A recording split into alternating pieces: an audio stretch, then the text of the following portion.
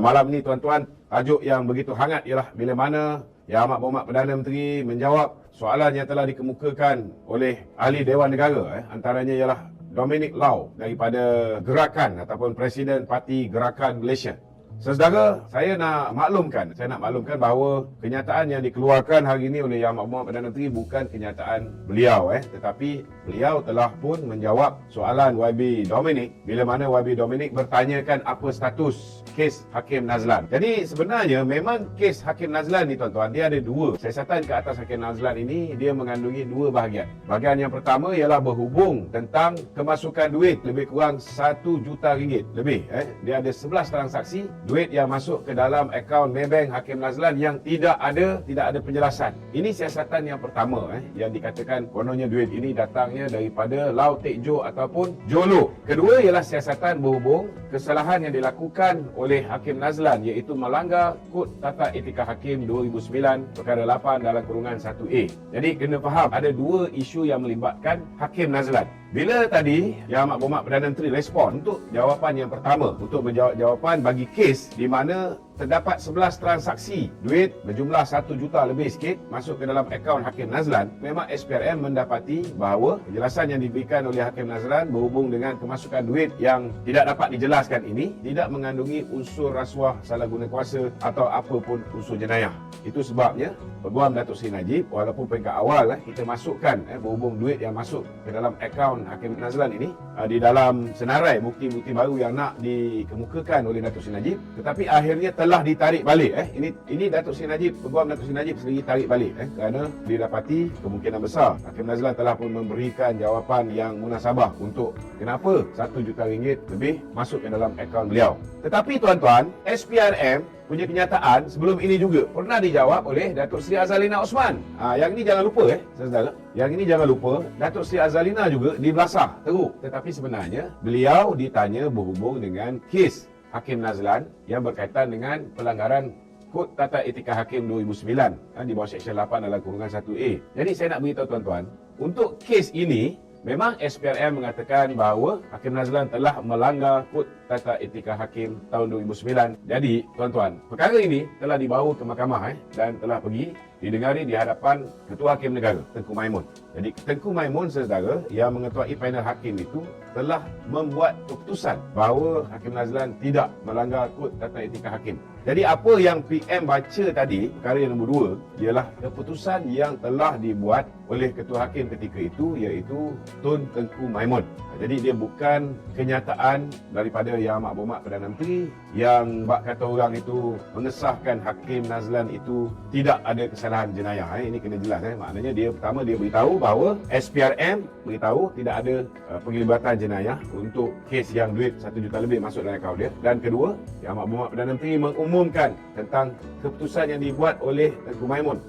Bila dia buat judgement, dia mengatakan bahawa tidak ada pelanggaran Kod Tata Etika Hakim ini. Dia bukan UMNO tak boleh lama menumpang kerajaan perpaduan. Dia mengharapkan UMNO jangan terlalu lama bekerjasama dengan kerajaan perpaduan. Kalau UMNO lama bekerjasama dengan kerajaan perpaduan, kedudukan UMNO sangat kuat, kedudukan kerajaan perpaduan sangat kuat, kedudukan dia akan musnah. Peluang dia untuk menjadi menteri balik akan musnah. Sebab kalau dia tak berjaya untuk menumbangkan kerajaan perpaduan, dia tidak akan boleh jadi menteri balik. Itu yang menyebabkan dia kata UMNO tak boleh lama menumpang.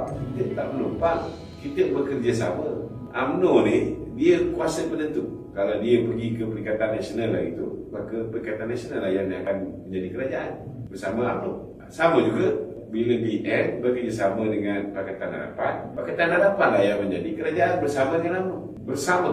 Tidak ada istilah menumpang. Kalau orang tu ada 1-2 kursi untuk melengkapkan 112 kursi, itu bukan menumpang. Tapi kalau dah lebih dari 112 kursi, nak melengkapkan 2/3, 148, itu lain cerita.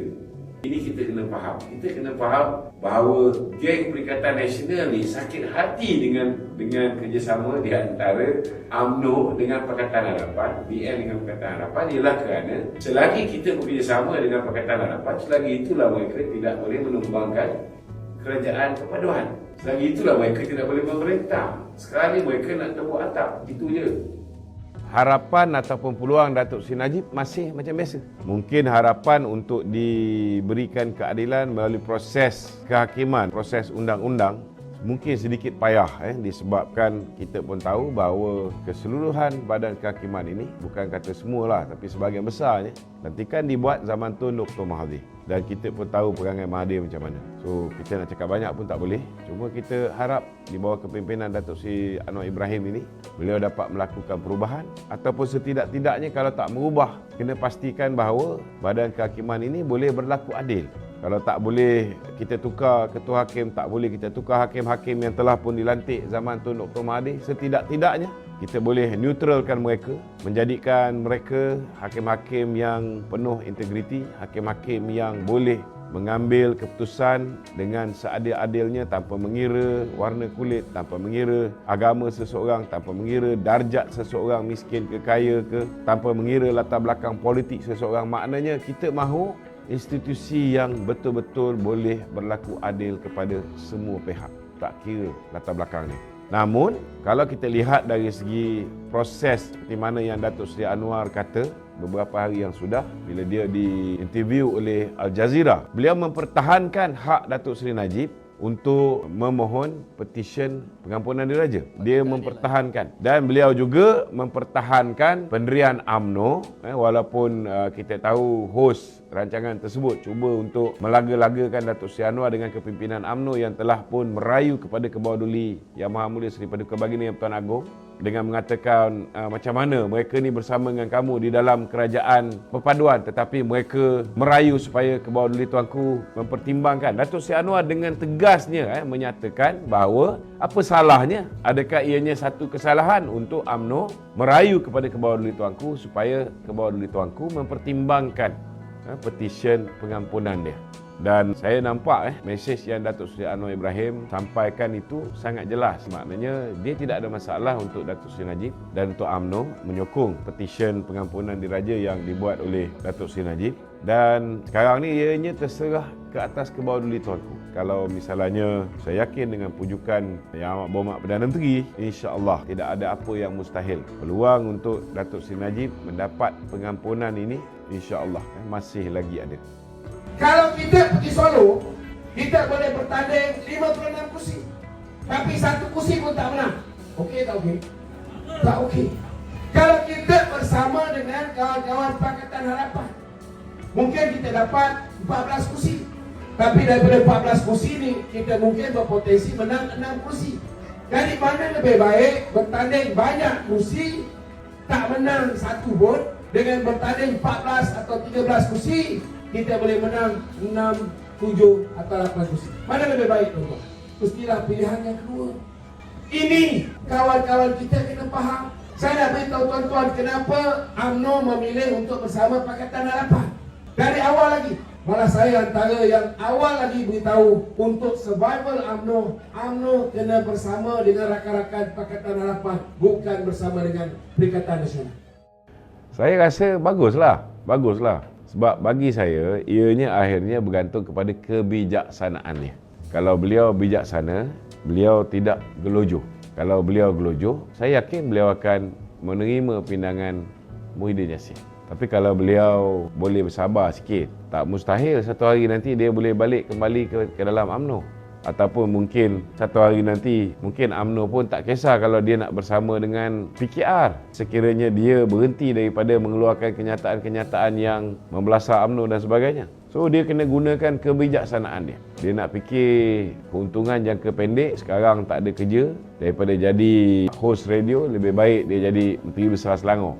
Kalau dia fikir sempit macam tu, maka dia akan join Perikatan Nasional. Tapi kalau dia fikir jangka masa panjang, lebih baiklah dia berada di luar gelanggang politik sementara waktu. Dia gunakan sehabis baik peranan dia sebagai DJ Hot FM. Orang muda pun suka. Kumpulkan kekuatan yang mencukupi. Bila tiba masanya baru pakai kekuatan tersebut. So atas KJ sendiri.